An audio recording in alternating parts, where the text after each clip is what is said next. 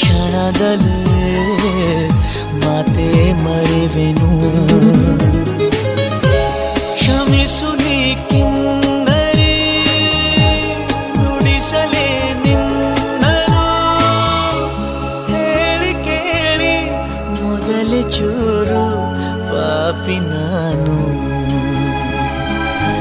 ಮಿಂಚಾಗಿ ನೀನು ಬರಲು ನಿಂತಲ್ಲಿಯೇ ಮಳೆಗಾಲ.